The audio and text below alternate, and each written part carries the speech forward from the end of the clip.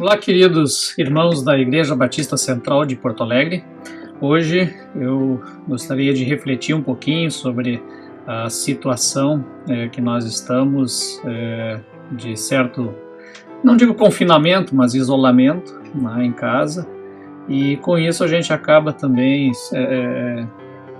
permanecendo mais tempo, me parece, na internet e acompanhando, né, os incontáveis e intermináveis debates no campo político, no campo religioso, de todas as maneiras aí nas mídias sociais, né, e é um campo fértil, né, para todo tipo de intriga, todo tipo de teoria conspiratória, para todo tipo de ira também e de inclusive relacionamentos abalados. Então nós, de certa maneira, a gente está impedido de circular e aí acaba ficando também mais irritado com as circunstâncias e com as coisas. E me parece que muitas vezes o tom tem subido bastante. Eu não estou fazendo nenhuma indireta ou referência explícita a alguém nosso, da nossa igreja, mas a gente percebe de maneira geral isso acontecendo na sociedade e no nosso mundo evangélico, né?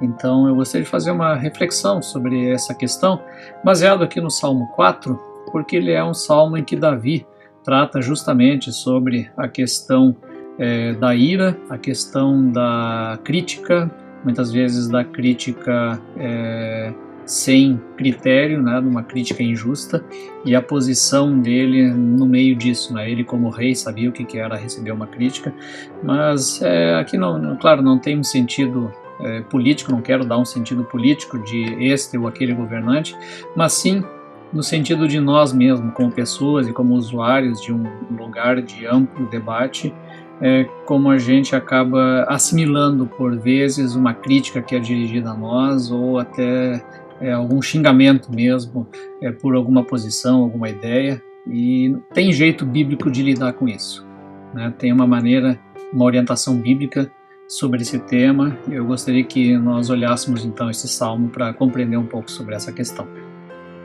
Então, Salmo 4 diz assim: Responde-me quando clamo a ti, ó Deus, que me faz justiça.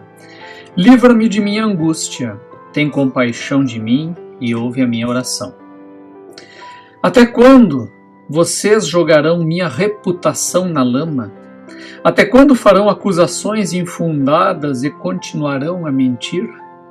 Ou seja, fake news é o que a gente mais vê, né, em relação a várias coisas. E mesmo quando a gente, às vezes, coloca alguma coisa na internet, sempre vem aquele acusador, sempre vem aquela pessoa que coloca a tua própria reputação, né, em questionamento.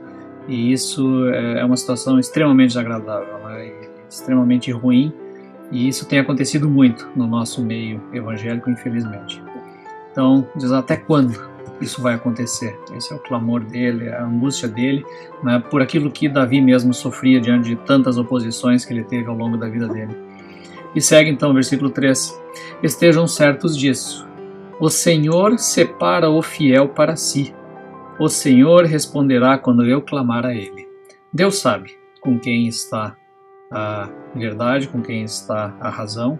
Muitas vezes as discussões levam-se a termos muito ruins, né? E muitas vezes nós mesmos somos os que estão agindo com ira e com perversidade, a gente não se percebe disso. Então a gente tem que também ter a consciência de que quando nós somos acusados, né, de que a gente pode ser o fiel da balança, a gente pode ser aquele que está sendo injustiçado, mas muitas vezes nós podemos ser também os injustos com os outros.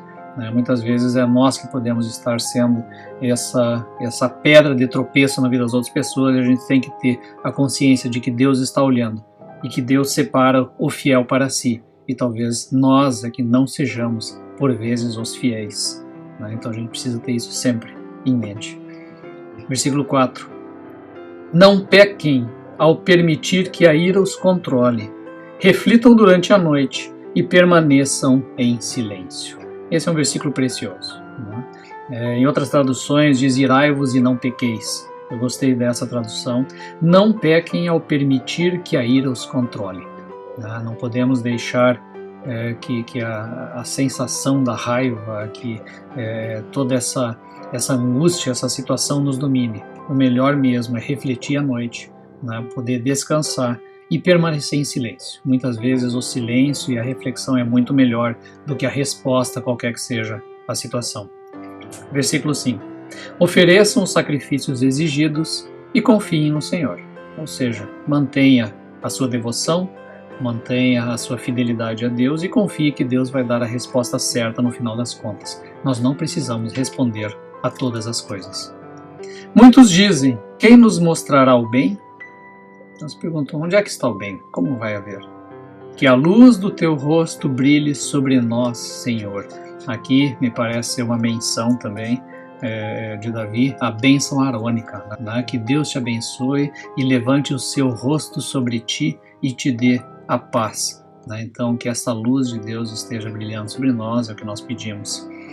Então, versículo 7, tu me deste alegria maior que a daqueles que têm fartas colheitas de cereais e vinho novo.